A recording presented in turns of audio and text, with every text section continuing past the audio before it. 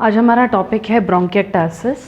ब्रोंकिएक्टासिस bronchus के chronic तरीके से और इरिवर्सिबल तरीके से डायलेशन हो जाने की अवस्था को कहा जाता है। ओके, सो जो ब्रोंकस है या ब्रोंकस आगे आगे डिवाइड होते रहते हैं, प्राइमरी ब्रोंकस हो गया, सेकेंडरी हो गया, टर्शरी हो गया, ब्रोंक्यूल्स हो गए। तो ये जो बड़े बड़े ट्यूब्स हम देखते हैं लंग्स में जो एंटर करते हैं ट्रेकिया के बाद, वो धीरे धीरे अंदर क्या हो जाते हैं और छोटे छोटे ट्यूब्स में डिवाइड होते चले जाते हैं। ओके, सो ये जो ब्रोंकस के ट्यूब्स होते हैं, इनका जो शेप होता है ट्यूब की तरह होता है। आपने देखा है कि ये कुछ इस तरीके से होते हैं, सिलेंड्रिकल। ओके, सो ये ट्यूब्स की जो ये शेप होती है, ये बिगड़ जाएं और परमानेंटली इरिवर्सिबल कहा हमने। इरिवर्सिबल का मतलब है कि वापस वो अवस्था सही नहीं हो सकती है, तो परमानेंट डैमेज हो जाता है, जिसमें ये जो वॉल है, इसको हम वॉल कहेंगे ब्रोंकस की।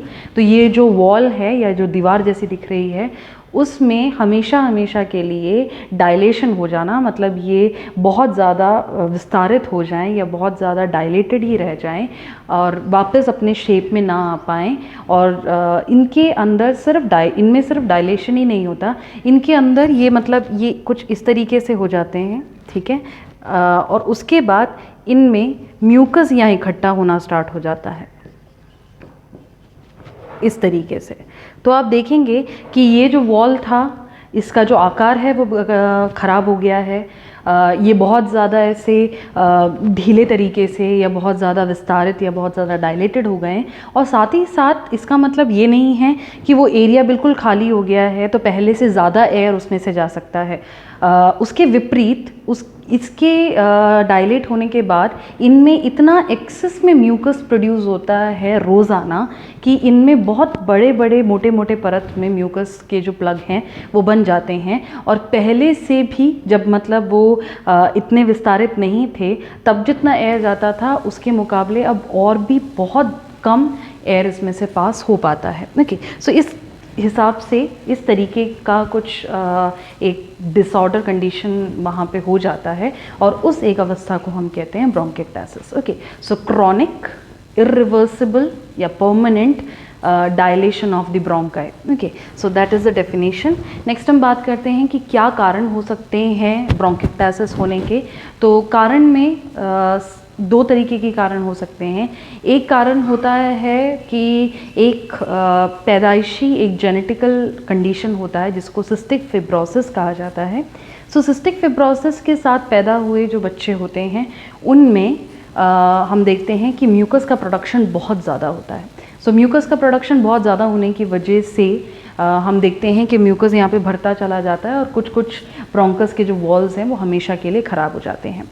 अगर सिस्टिक फाइब्रोसिस नहीं है किसी व्यक्ति को, तो उन लोगों में ब्रोंकिएक्टासिस होने के कारण किसी भी तरीके का निमोनिया, ट्यूबरकुलोसिस या कोई भी लंग का डिसऑर्डर या कोई भी लंग का इन्फेक्शन जो होता है वो आगे चलकर ब्रोंकिएक्टासिस में बदल सकता है। ओके, इसके अलावा किसी व्यक्ति का जो इम्यूनिटी सिस्टम है या इम्यून सिस्टम हमें किसी भी रोग से प्रतिरोधक क्षमता देता है।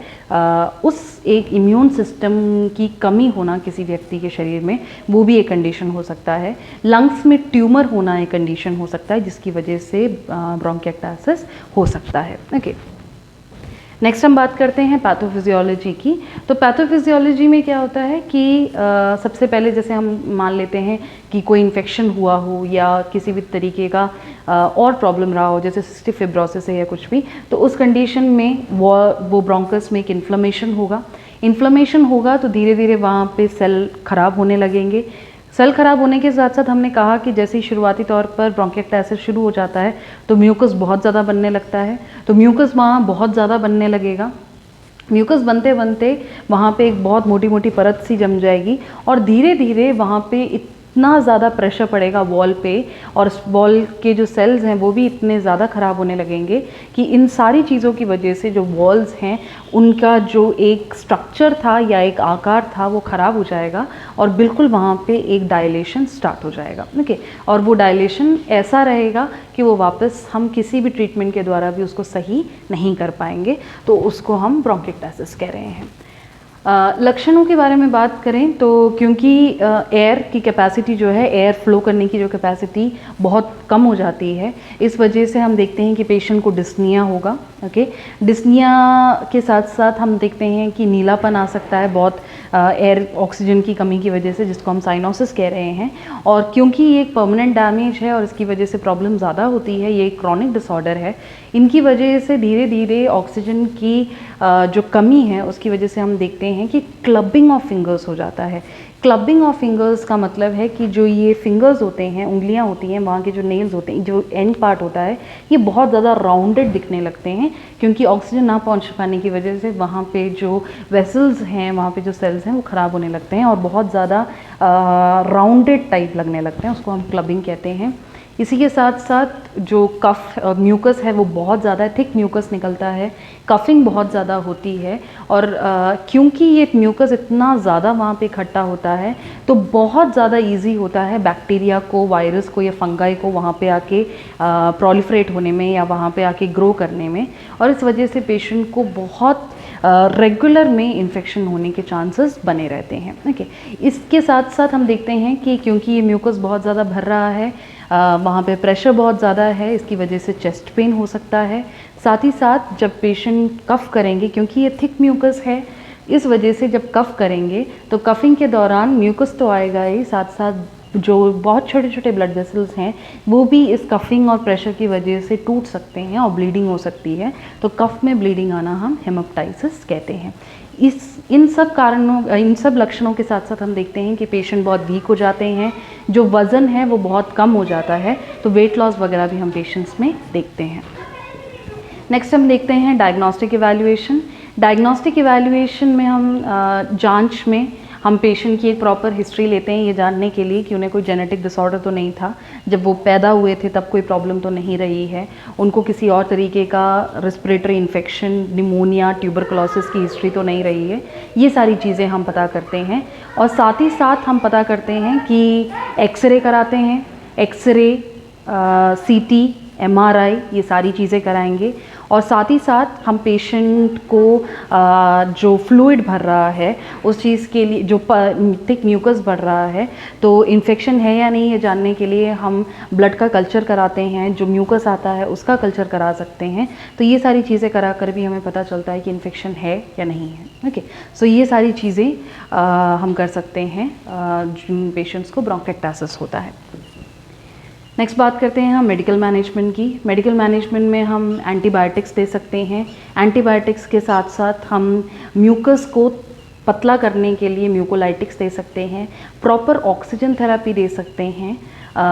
इन्हीं के साथ साथ अगर इन्फेक्शन की वजह से फीवर होता है तो एंटीपायरेटिक्स दे सकते हैं। खांसी ज़्यादा हो और ये जो म्यूकस है वो ज़्यादा बाहर आ जाए, इस चीज़ के लिए हम एंटी ट्यूसिव्स दे सकते हैं। कंजेशन ज़्यादा हो रहा है तो डीकंजेस्टेंस दे सकते हैं। इन सब के साथ साथ हम जो म्यूकस भर रहा है वो अगर खांसने के साथ साथ बाहर नहीं आ पा रहा है तो हम थोरेसेंटेसिस कर सकते हैं ताकि ये म्यूकस बाहर निकाला जा सके, ड्रेनेज कर सकते हैं। सो ये सारे जो थेरेपीज़ हैं हम पेशेंट के साथ कर सकते हैं। ओके, नेक्स्ट हम बात करते हैं कि सर्जरी के थ्रू हम क्या कर सकते हैं। मेडिकल मैनेजमेंट या सर्जिकल मैनेजमेंट में एक चीज़ जो याद रखना है वो ये है कि ये जो अवस्था है ये वापस हम सही नहीं कर पाएंगे, लेकिन हम जो मेडिकली और सर्जिकली कोशिश कर रहे हैं वो ये है कि थोड़ा बहुत जो प्रॉब्लम है पेशेंट को ब्रोंकाइटिस की वजह से उसको कम कर कर पेशेंट को जो नॉर्मल लाइफ जीने के लिए हम थोड़ी मदद कर सकें। तो सर्जिकली हम ये कर सकते हैं कि अगर वहाँ पे डेड स्पेस ज़्यादा बढ़ गया है या ज़्यादा ख़राबी हो गई है, उसकी वजह से बहुत ज़्यादा इन्फेक्शन होता ही जा रहा है, तो हम उतने एरिया को सर्जिकली रिमूव भी कर सकते हैं। तो अगर बहुत छोटी सी जगह है जहाँ पे ये खराबी है तो हम, जैसे शुरुआती दौर में पता चल जाए, तो सेगमेंटल रिसेक्शन किया जा सकता है, थोड़े से स्पेस को काट के, थोड़े से लंग के भाग को काट के हटाना। अगर पूरा एक लोब, मतलब जो लोब्स होते हैं लंग्स में, तो एक लोब के काफ़ी जगहों पे अगर प्रॉब्लम आ गई है तो एक लोब काट के हटा सकते हैं, एक या एक से ज़्यादा, उसको हम लोबेक्टमी कहते हैं। अगर एक लंग पूरा ही ख़राब हो चुका है तो हम उसमें लंग पूरा सर्जिकली रिमूव करेंगे, उसको हम निमोनेक्टमी कहते हैं। ओके, नेक्स्ट है नर्सिंग मैनेजमेंट। नर्सिंग मैनेजमेंट में हम पेशेंट को एडवाइस करते हैं कि उनकी अगर कोई भी आदत है अल्कोहल की, स्मोकिंग की या कोई भी और पदार्थों के सेवन करने की, तो हम उन्हें एडवाइस करते हैं कि वो ये ना करें, क्योंकि ऑलरेडी उनके लंग्स ख़राब हो चुके हैं तो और उनको प्रॉब्लम बढ़ सकती है। इसी के साथ साथ हम एडवाइस करते हैं कि वो बहुत ज़्यादा वो स्टीम इनहेलेशंस लें, वो फ्लूइड बहुत अच्छे से लें, ताकि जो म्यूकस है वो बहुत ज़्यादा थिक ना हो और बहुत अच्छे से वो निकल सकें। कुछ खाने पीने की वस्तुओं के बारे में भी उन्हें बताई जाती है कि क्या उन्हें खाना चाहिए ताकि उनके बॉडी में जो वीकनेस है वो कम हो सके।